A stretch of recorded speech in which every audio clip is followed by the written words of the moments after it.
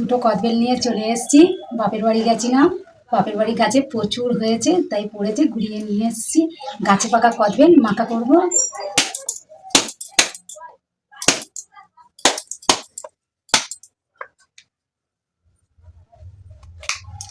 একদম পেকে কালো হয়ে গেছে, এটা একদম গাছে পাকা।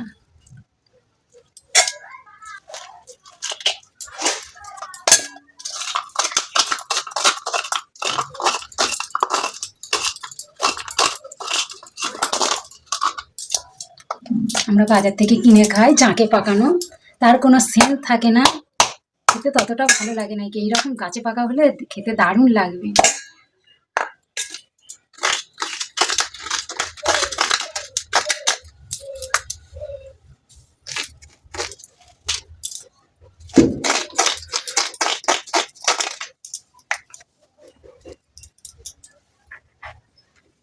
এই গাছে পাকা এর এমনিতেই মিষ্টি, তাও আমি 2 চামচ চিনি দিয়ে দেবো।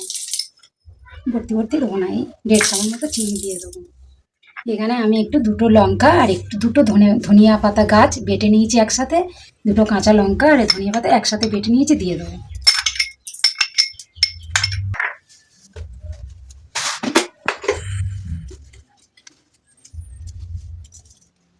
দিয়ে দেবো স্বাদ মতো একটু লবণ,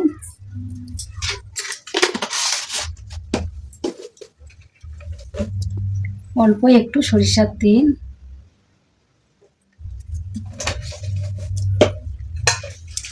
এবার এটা একসাথে মাখবো।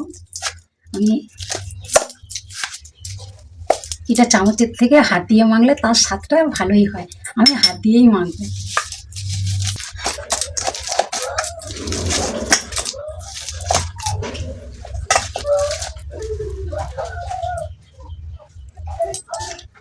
বাটিতে খেতে এত ভালো লাগবে না, এই যে বেলের খোলা করে এই আচারটা খেতে খুব মজা লাগবে। আমি বেলের খোলাই করে সবার দেবো।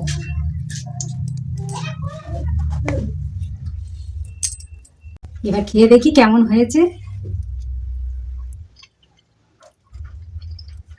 দারুণ হয়েছে বন্ধুরা।